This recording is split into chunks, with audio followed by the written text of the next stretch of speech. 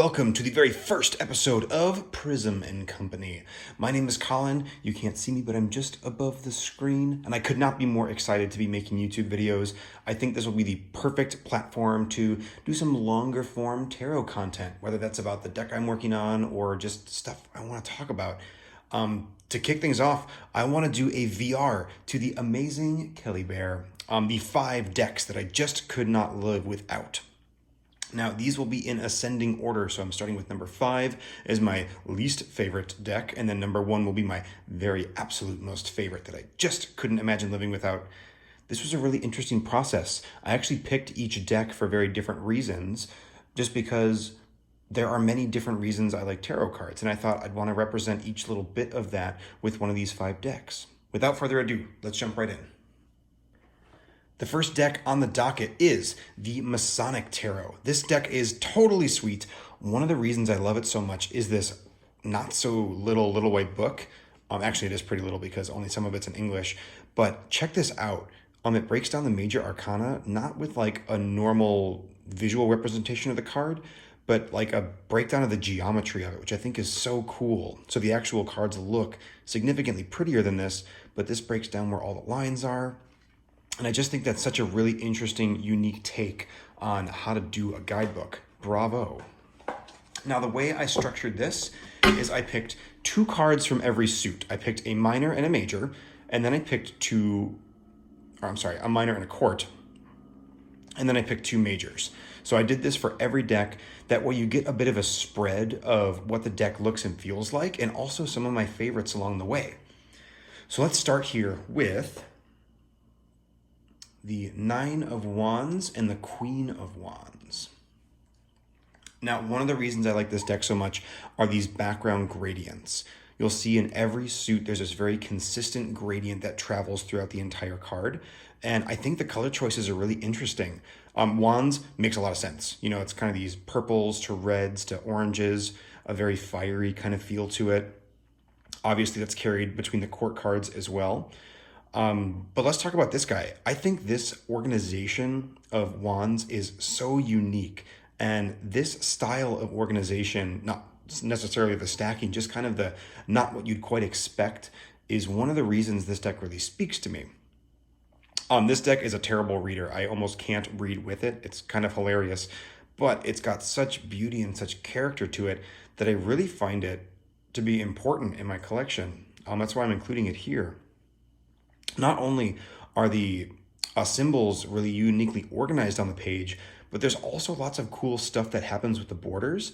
For example, this little star around the 9, these arrows pointing in each direction, the fact that the border kind of curves like this, all of that is unique to the 9 of Wands. You'll see in each of these minors that we go through that the borders drastically change every time, which I think is just so darn cool.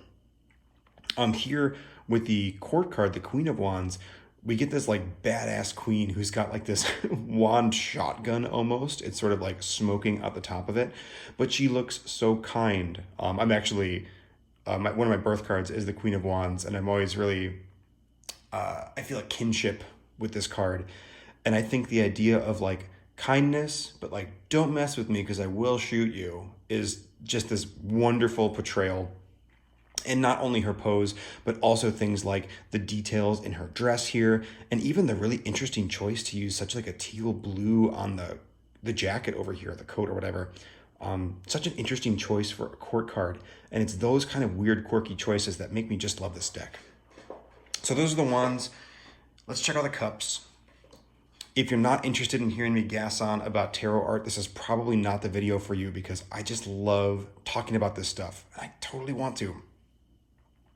For the cups, I should say, I chose the 2 specifically because of these hands. These only show up in the 1, 2, and 3. The rest of the cups are actually just normal cups. I'm gonna see if I can grab one actually. Oh, I meant to show you. These are the backs of the cards as well. Got some kind of geometry happening on them, and it's a really big deck too. It's long and meaty. It's very, very cool. Give me a cup. Give me a cup. Let's see. There we go. Cups are normally like very cuppish, But this one gives us these crazy hands, and we can even see these gemstones are actually glowing. You can see the reflections of that light on the bottom of the hands too. And I just, again, like green and red, a beautiful opposite color pairing, but so weird for the cups. And you can see those colors reflected here as well. So there's a real internal consistency in the cups of what colors were chosen. And we had those bright purples, oranges, reds before.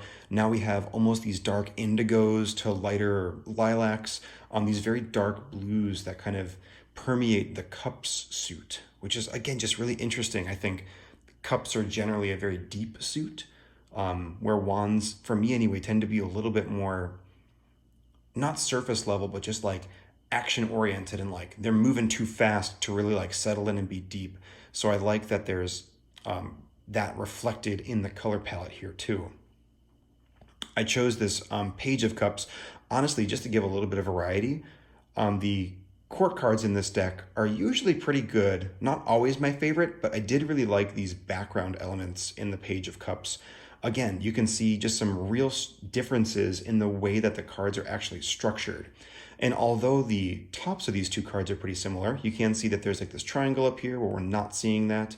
There's also 6 rays instead of 4 rays, so some real differences between.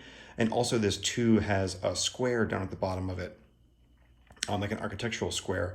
Again, just kind of breaking the bounds of this card and changing things up a little bit. Let's take a peek at the swords. For the swords, I chose the 10 and the Queen.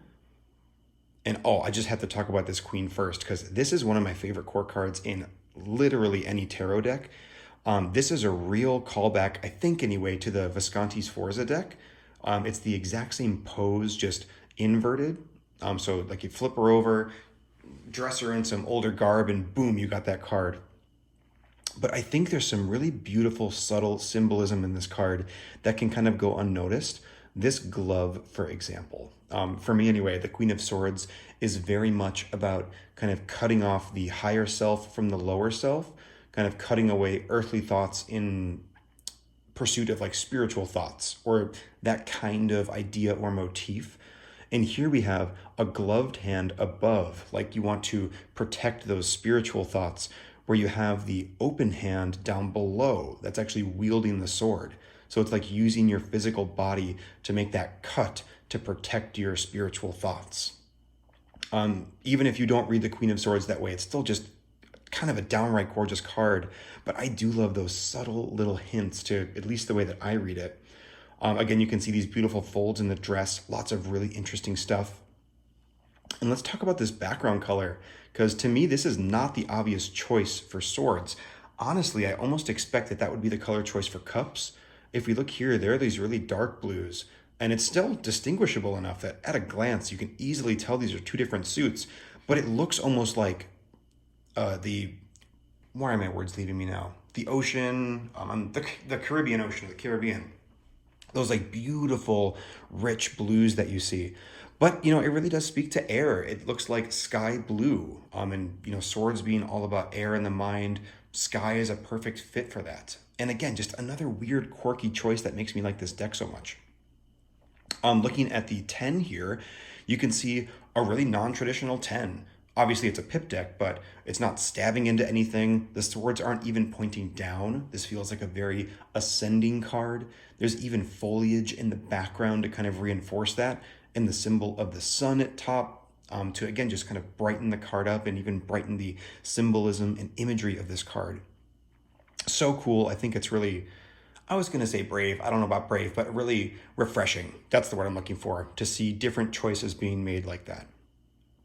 And again, kind of looking at the borders here, we see things jutting into the card. We see differences in the way that these things are really structured, even though the tops of these are kind of similar in the way that they're peeking down, significantly different than, say, the cups, which were pretty close. These ones have some real structural differences happening. Just beautiful.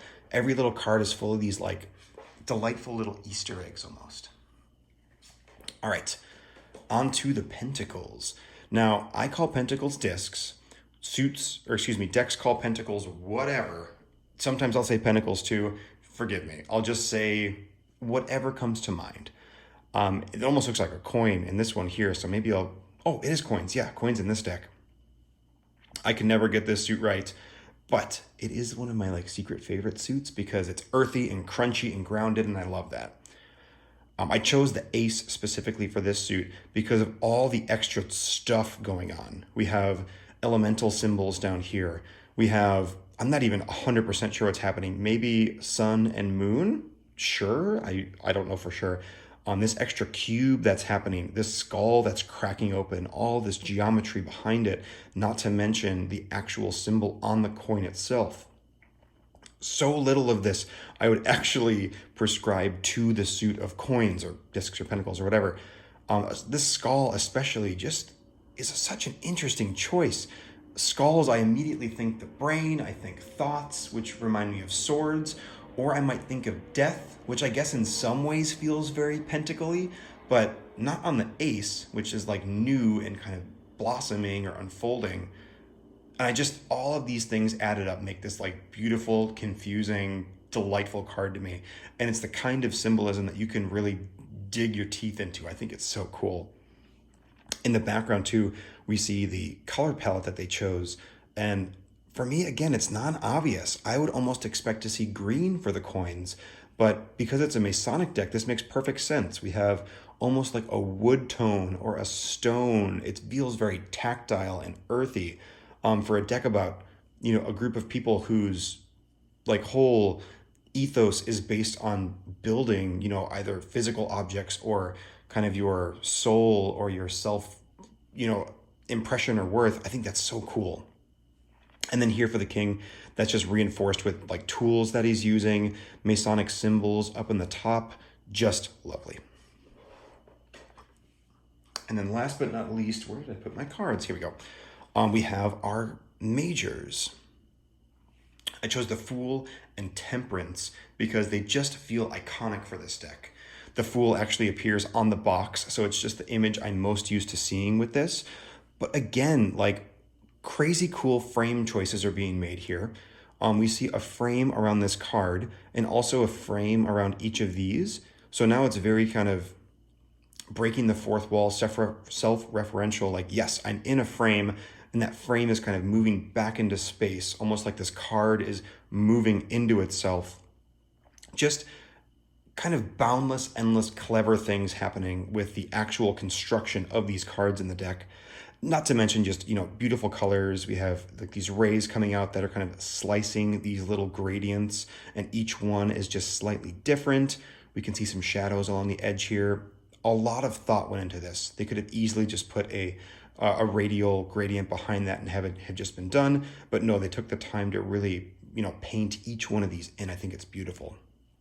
Interesting note about this deck, the Hebrew letters are the French association instead of the English association.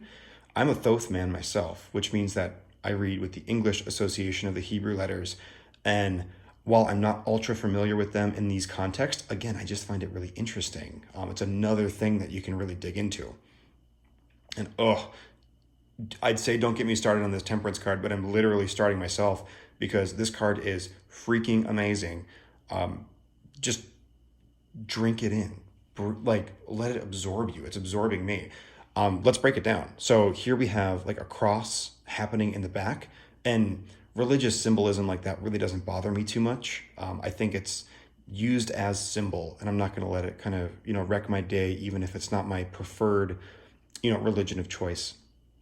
But I have a cross back here, and that's kind of echoed in the cracking of this roof almost that's happening above.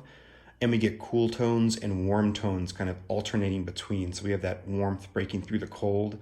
That duality of color is echoed everywhere on this card. For example, we have this sort of phoenix bleeding flames and this goose or swan, like feeding young ones. And again, we have cool colors and warm colors, kind of these opposites. On our actual figure itself, we have cold clothing with warm hair. We have a sun and a moon pot, warm and cold, mixing warm and cold water. Just so much constantly rotating and evolving in this card. It's totally stunning. I think this might be my favorite Temperance ever. I think it's absolutely gorgeous. So that is deck number 5, the Masonic Tarot. Moving right along, we have deck number 4. This is the Handel Tarot. And I'm not going to lie, I was actually really surprised that I ended up picking this one out of my whole collection. But the reason I did is because I can actually read tarot with this deck. I have studied it for a long time. I'm a super big fan, but when it actually comes down to reading the cards, I kind of am not great at it. But this deck really speaks to me, which I think is cool. I love the backs. This eye is super intense. It just kind of reminds me that this deck is like a grumpy old man always kind of judging me, but I think that's cool. So let's take a look at some of the cards here. First up, of course, we have the Wands. And this deck is really neat because all the courts in each suit are based around a specific religion or people group. They're all very thematic that way. So here we have Virtue, the Three of Wands, and Kali, the Mother of Wands in the East, or the Queen. Now, there are some things I'm not in love with about this deck. Keywords on the bottom, for example, I don't totally hate keywords. I'm not selling this, am I? They're not my favorite. They're Thoth keywords, so they're at least what I'm used to reading. But some of them are changed, which again is fine. But some of them are the same keyword on different cards, and to me, that's a no-no. Like, each card is its own thing. You know, they mean different enough stuff that you can think of more than one keyword for two of them. That all aside, c'est la vie, I do kind of like the gray on the outside. I didn't at first, but it feels very sort of masculine and kind of like neutral, which I like. I think, you know, a masculine flair is something that a lot of tarot decks are kind of missing, or at least a balance of masculine and feminine. That is a topic for another day, though. One of the reasons I love this deck so much is the artwork itself. These are all oil paintings, and they're just done in such a loving way. Take the three, for example. Each of these wands is hand-drawn, which is like, well, duh, but a lot of decks don't do that. They'll just sort of copy and paste the same image, say using Photoshop or something on, but you can really tell like each of these wands has small little imperfections in it, or they've changed slightly on the surface. It really is hand painted each time, and that love and attention to detail really comes through. And then, of course, each of the minors is on this sort of scenic backdrop that is abstract and yet still gives you a sense of place. We almost have like, it looks like fire or liquid or something kind of coming down from the top here over to this archway. Like, I could imagine being there, but it would be very surreal, and I like that a lot. Another thing I like are the I Ching associations right on the cards. And they differ a lot from Thoth, which also has I Ching associations, but again, just like another weird, cool system to dig into. Looking on the court cards here, and really every card, you can notice these colorful borders around the edge, and those color code the suits. So at a glance, you can really easily see them. So for wands, we have red. This deck also has associations for directionality. So wands is east in this, which is interesting. I've never quite been able to wrap my head around direction to suit correlations, but I think it's really awesome and bold that he just threw those things right on the card. Same thing with like the names of the court cards up here, or the I Ching references, just like boom, you know what, you want stuff on the card, I'm gonna put all my associations on here. I'm gonna lay down my thoughts about these cards directly in the work. And I really appreciate that. I value a creator who's just bold enough to be like, this is how it's going to be. This is how my deck works. All right. So those are the wands. Let's take a look at the cups. I picked out a lot of the twos in this deck because the twos really, really sing. Many of them are like the three of wands that I just showed off, kind of like places or scenic, but a few choice images have like these figures in them, or not figures, but like objects or things, like a bird here. And we see this bird really kind of breaking the bounds of the space in this card. They could feel very flat because it's an image on the piece, but here this bird is peeking over the border, but underneath the two. It makes it feel very spacious on top there. And again, the sort of lovingly illustrated two different cups that still look really consistent and similar. A lot of expertise and just execution of the medium there. And then the Mother of Cups over here, the Venus of Willendorf. I think this is just a beautiful illustration of this particular court card.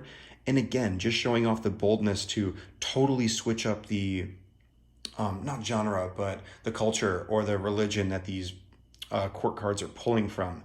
And it just gives you another layer of something to dig into. This deck is like an ogre. It has layers. Just lovely. I got caught up looking at those cards for a second. I do these things and it just makes me want to look at tarot cards a lot more, which is delightful because that's what I get to do. Now, the swords. This is my very favorite Ace of Swords ever, forever, hands down. I cannot fathom a better card than this. Even though it's full of water and earth, something about it just so speaks to me, Ace of Swords. And some little minuscule things like this sword, should be dead center in this card. It demands attention in the composition, but it's just slightly off to the left, kind of tweaking your brain a little bit. The color palette is very, very even keeled, and breathing a little bit more color into this could add some more variety, but it makes it mysterious and kind of misty and ephemeral. Gorgeous. We're seeing white around the border here. I feel like I called it out in the last one, but we had a lighter blue on the cups, again, for that kind of elemental pairing.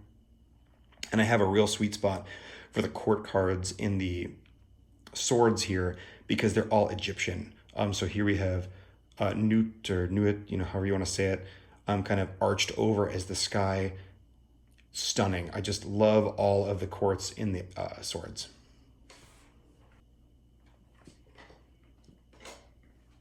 Moving right along, we have the stones in this deck, and these really show off the kind of beautiful illustrations of different pips for the miners. And again, we have a 2 here with just this beautiful striation in the rock. And it's not like sandstone where you'd see layers. It almost seems like this is ribbons or something painted onto the stones. And just like the peacock in the 2 of cups kind of broke the image up here, this one we have this kind of void that takes you back into the card, almost like it's traveling to another one, or it's giving you this image of space. Again, this 2 really kind of feels like it breaks the bounds of the tarot card and invites you to get a little bit deeper into it, which I think is so cool. I like the word harmony for the 2 of stones or pentacles or whatever as well. And as you can see, not all the court cards are illustrated like portraits. Old Man, for example, here is just almost looks like fossilized footprints. Again, a very cool choice for how he's going about representing these different cultures and different people groups, not needing to necessarily draw the folks, but just something that represents them. I don't know a ton about Old Man, but there's all these hands here. There's like extra footprints or something happening down. This is one I definitely want to look into more. It's very cool. Last but not least, we have the majors. And I picked the High Priestess and the Sun. You're going to see these 2 come up a lot because I really like these 2 court cards in general. The High Priestess I chose specifically for this camel. This camel shows up on the Thoth High Priestess as well. Spoiler alert, that's coming up. And the reason I like the camel so much on the High Priestess is a story from the Book of Thoth. The High Priestess is very kind of distant, cold, and mysterious. And I always get this image of like knowledge that is attainable, but you like can't know right away. So the story goes, there's a man in the desert or a person in the desert who's been told to carry water from the sea to town over and over again. And it's, miles and miles of a journey. And they don't know why, but they're sort of burdened to carry this water. And the traveling is difficult because it's on sand and they're constantly spilling water out of the vessel as they go. And then, after all of this time, when they've kind of completed their task and like basically almost given up, they look back and they see that this beautiful garden has grown the entire way from the sea to the city because they had spilt water along the sand and just, natural life had kind of blossomed. And so this struggle that they didn't know why they were going through has led to this amazingly beautiful thing to happen. And that kind of mystery and not knowing and just like keep goingness attitude really so speaks to the high priestess. And the camel is such a perfect symbol for that, because this is a creature that carries water through the desert. It's like that whole story just encapsulated in an animal, and it's perfect, and I love it. Boy, I got a little too excited about that. Maybe just excited enough. I don't take it back. This is one of my favorite depictions of the sun card, just because it's actually the sun. There's no like weird babies on it. There's no extra stuff. It is the sun shining on the earth, growing things. It is light. It is, making so there is no shadow. You cannot hide. The sun is blaring and blasting. And also, I just kind of find the image very beautiful. I think I've talked long enough. That is the Handel Tarot deck number 4. Moving right along to deck number 3. In the decks that I would not want to live without, we have the beautiful Mary L. Now, when I first started collecting tarot cards or diving into them, I was totally obsessed with deck modification. So I edged this deck in black, and I actually trimmed it as well. I just thought that it was a shame to have these enormous black borders around the edge. I wanted the cards to really sing. So let's take a look at the suits here. First up, of course, we have the Wands. And I like this deck for 2 distinct reasons. One of them is that the images are so different, and the system really is so different from what other tarot is. The Nine of Wands here, you don't get any of the normal imagery you would expect. Even reading the book, you get very little of the same meanings out of these cards. I mean, there are definitely narrative threads that tie together with traditional systems like Rider-Waite-Smith or Thoth or Marseille. But Marie White really kind of went her own way, and again, just kind of like put her stamp on tarot in the same way that Handel did with his deck too. And I so appreciate that. If I can only keep 5 decks, I want them to feel different. I don't want 5 copies of the same thing. I don't need more than 1 copy of something to work with it. But speaking to these images specifically, here you can really kind of see almost the evolution of Marie White's style in the Marielle. This court card here, the Page of Wands, has a very almost cartoony vibe to it. It feels very flat. There's not a ton of depth. Everything is really outlined, where this guy here feels almost photorealistic. And then there's this super abstract background. We'll see this style more and more as we go through the cards here, but looking through this deck is almost like seeing Marie come to her own as an artist. Because I want to say it took her something like 11 years to complete this deck, some just insane amount of time. And if you oil paint for 11 years, you better believe you're going to get better, and also that your style is going to change. And I love that she just kept that in there. She could have gone back, touched things up, changed the style, changed the approach. But she said, nope, this deck encompasses my growth with the deck, my growth as an artist. And that's absolutely beautiful. This particular style, though, is my favorite of the deck. This really fine, detailed approach, and then just like big, bold color fields. I think it's really striking. It gives your eye a bit of the composition to really focus in on, and almost like magic poster style, just allow you to like unfocus your eyes and take the whole thing in. Also, this is the most badass Nine of Wands ever, and I absolutely love it. I chose this Page of Wands just for the kind of contrast of this really like almost bored face with like the fiery explosion of hair and all of these things around her. I just think it's a really stunning image. And even things like compositionally, we have all these lines kind of leading downwards and towards the center of the card. It really like continuously draws you in, but then she's looking off of the card, which is taking you back out. So it's this very kind of secular, like, oh, what's she looking at? Oh, wait, but I have to look at the card. Oh, and it's like a very active composition that constantly keeps you interested and just like diving back into the image. Stunning, so cool. Another thing I like about this deck is that where many decks really focus on suits, for example, like they'll take you through all the wands or all the cups, this deck is really focused on numbers. So like all the 6s, all the 5s, all the 4s, and those sets are the most important kind of building blocks, which again, is just a really another interesting approach. This 6 of Cups taught me what the 6 of Cups meant. I think this is probably now and forever my favorite image of what the Six of Cups is. This idea of rising out of the sea, but not all the way out yet, just like the act of emerging. And then once it's out, kind of this brilliant burst of something, whether that's, hope or emotion or like changing. I think this is just flawless. I love that most of the card is underwater. From a visual standpoint, we have red and blue, near opposite colors on the color wheel, just really vibrant and interesting.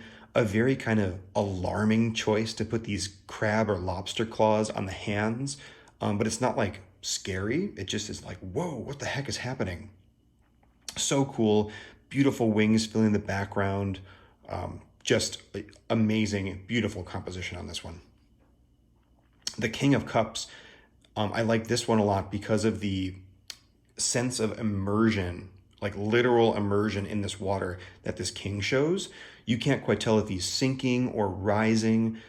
It feels as if he is the water here, which is perfect for the King of Cups, someone who is, so deeply entrenched in their suit.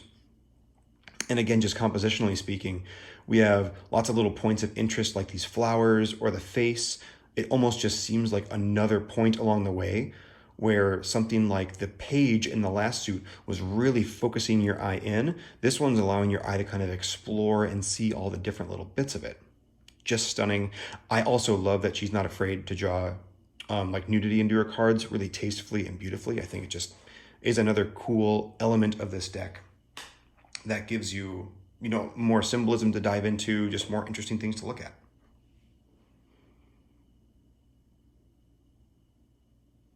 All right, moving on to the swords here.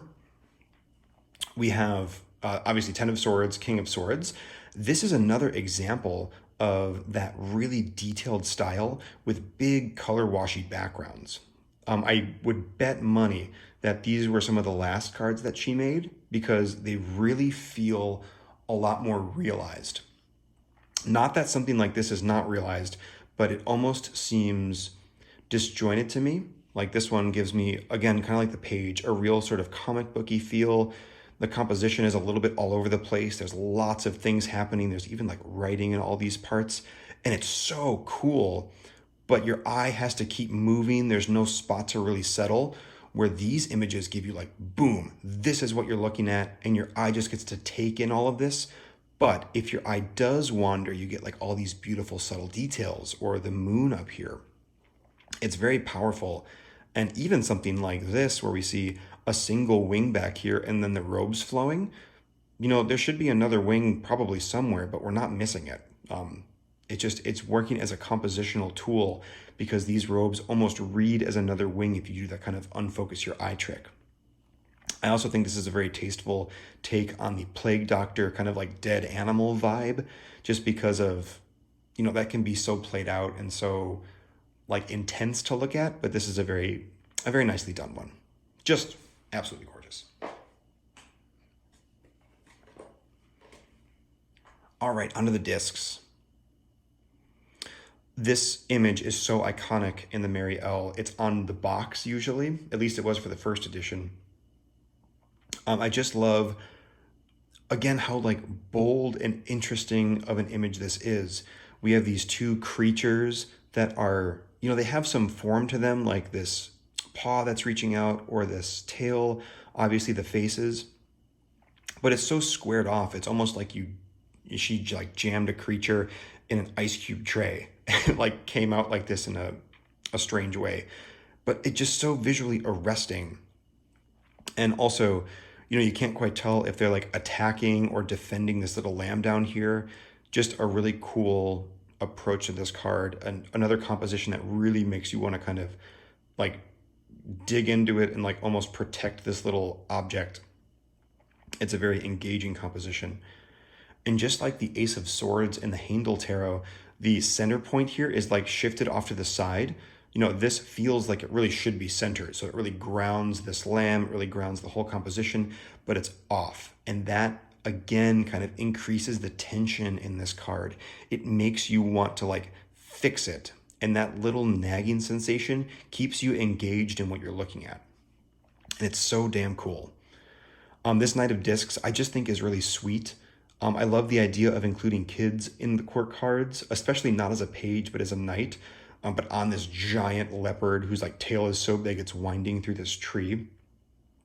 It's just a really cool take on that. And also a card that's giving us a lot more space than some of the other ones that we've seen. Even the Knight of Cups, which was a very environmental card, like it was in a space, it didn't have a lot of depth to it because we were just looking at the surface of the water. But here, if we look, like there's a little building back there, there are mountains. This card goes back in space. It really gives us the feeling that we're in a place. So cool. All right, last but not least, the majors for this deck. And I, of course, had to pick the Sun and the Moon. Initially, I bought this deck when I was very new to tarot and didn't know what the heck I was doing. I didn't realize I was stumbling into like this ridiculous masterwork. It was these cards that totally sold me. I kind of liked the Sun and the Moon anyway, just because they were like relatable in a lot of ways and the cool duality. And seeing them in this kind of composition was just like, boom, nailed it, Marie White. I can't even deal with it. This was actually also the reason that I trimmed this deck. I didn't want the black borders, but I was like, I have to be able to literally put these two cards next to each other and see this happening. And I'm so glad I did. I think it makes this deck sing so much more. So that is deck number 3 that I couldn't live without the Marielle. Deck number 2 that I couldn't live without is the Albano Waite. If I only get to keep 5 decks, I am for sure keeping a Rider-Waite-Smith, even though I don't really read Rider-Waite-Smith. I actually don't at all. But that being said, I still think it's really, really interesting.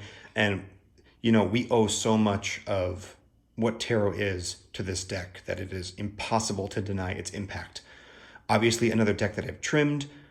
This deck is so colorful and poppy that I wanted to see this. I wanted to be able to spread the cards and see all the different suits and quickly, identify, boom. Oh, I was going to say a wand card, but that's the Emperor.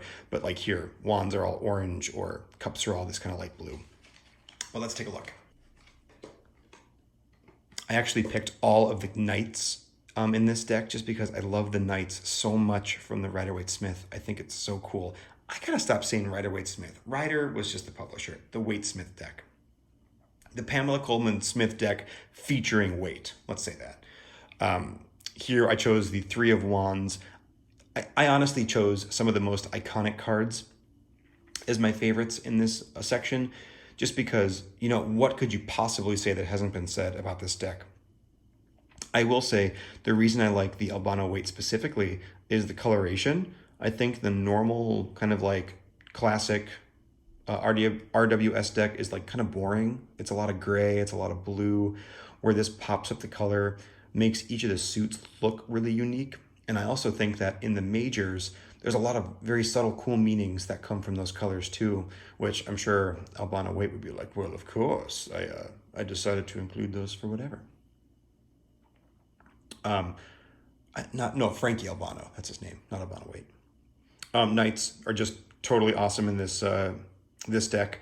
I really love that the active suits, the wands and the swords, are very active horses, where the more passive suits, the cups and the discs, are very stable horses. Just kind of a neat little call out. All right, let's take a peek at the cups. I chose the Ace of Cups and of course the Knight of Cups. This Ace of Cups is just so visually arresting in an amazing way. It gives us things that we might expect to see, like water flowing out, but does it in an unexpected way. It almost looks like fountains spraying water out of the outside.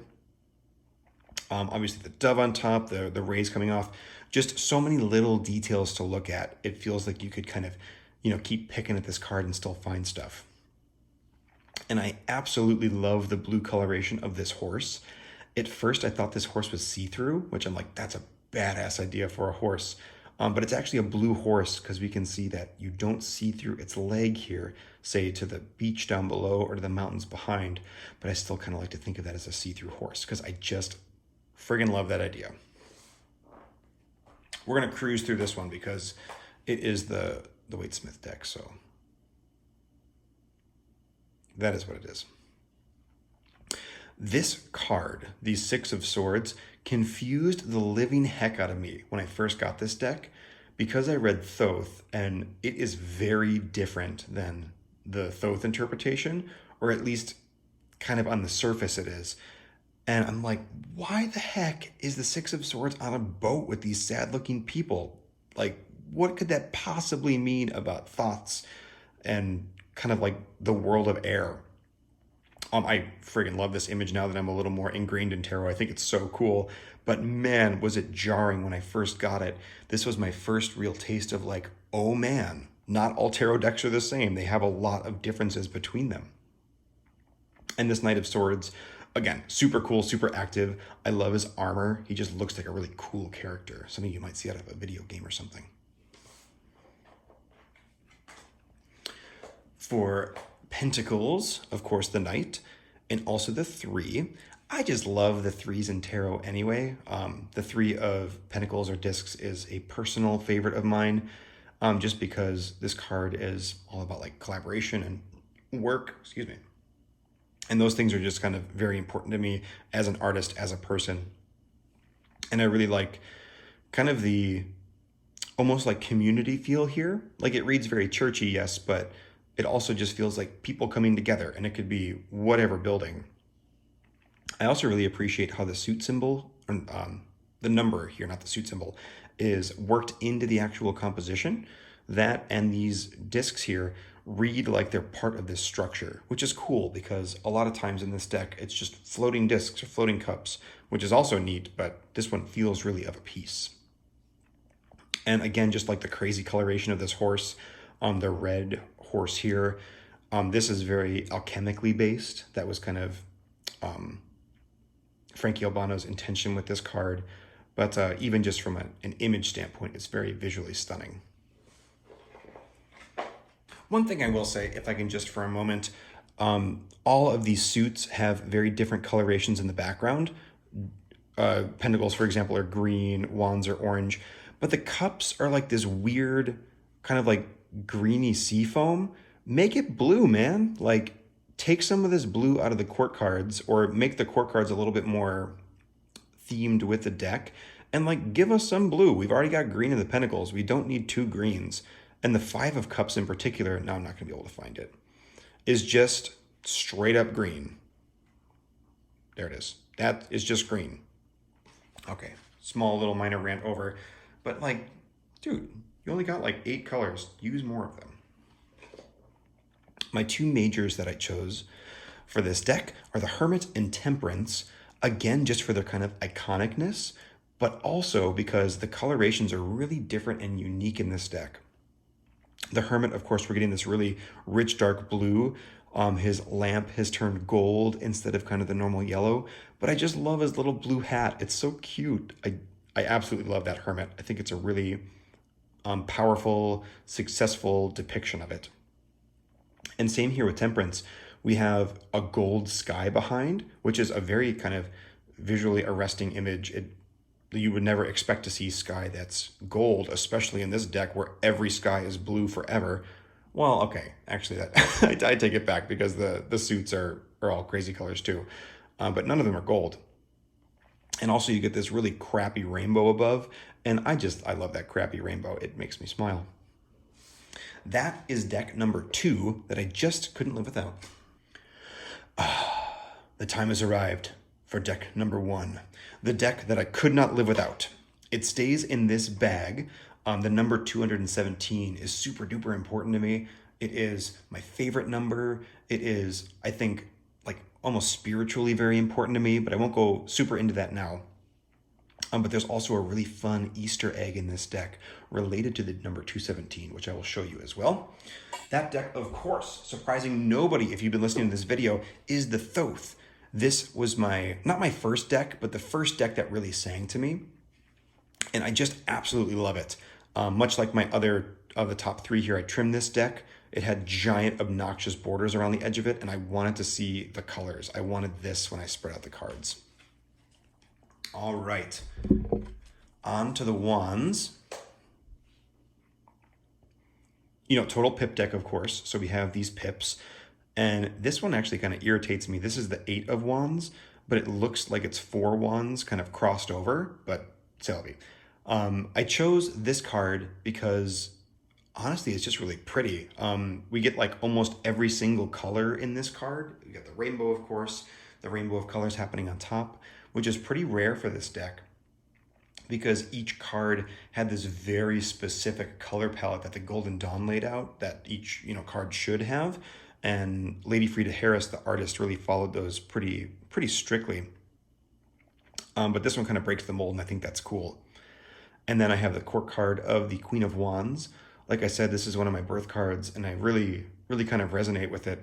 And I just love this like ultra fabulous, powerful, like, yeah, I am the queen, and I'm gonna pet my, pet leopard or whatever, and you're gonna bow down. We have like this very low pose, looking up at the queen. She looks larger than life. She also looks a little like the Statue of Liberty, which always throws me off, but that is what it is. Super powerful 2 cards, and this is a very kind of flat image, which I bring up because the cups give you way more depth. And I think that's a really interesting choice in this deck to make wands feel flat, again, because of the kind of active nature of them. They're always sort of moving, and the cups feel like they're in a space. We have this sort of fetid, boggy pool in the background. It looks like, little pockets of just sickly bog, and then these cups sitting in front of it. And pretty much all the cups have this kind of space to them where all of the wands feel just very surface level. And not to say at all that wands are, surface level on a whole, but it's just a cool distinction between those 2 suits. That kind of space carries over to the court cards in the cups too. Here we see the queen with something wrapped around her face, this sort of veil of light, that being reflected in the pool of water down below.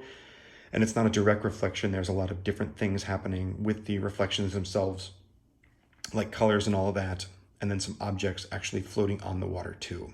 Just so cool. I think Lady Frida Harris did a really nice job incorporating in space to this particular suit. Moving on, we have the swords. And this deck totally made me love the sword suit just because they're all so kind of like wild and crazy. We have this almost neon look to the 8 of swords here. And I like that each of them are different. In a lot of pip style decks, you'll see the same sword over and over again. And this one's like, no, we're going to throw caution to the wind and, draw whatever we like. This sword suit also has this like unfolding geometry all the way throughout it. We can also see that geometry here on the princess. And it's very cool because it lends this very concrete but abstract quality to the suit. For example, here, this unfoldingness looks like wings on the back of this person, or even looks like a spotlight kind of highlighting her, or maybe like an X crossing her out. I think there's a lot that you can read into these, but it really, at the end of the day, is just geometry. I'm pretty sure she called it projective geometry. The technique that Lady Frida Harris was working with. We'll see that a lot more once we get to the court cards, the majors, excuse me. Another thing I like about this particular card is that it gives us an abstract space to exist in.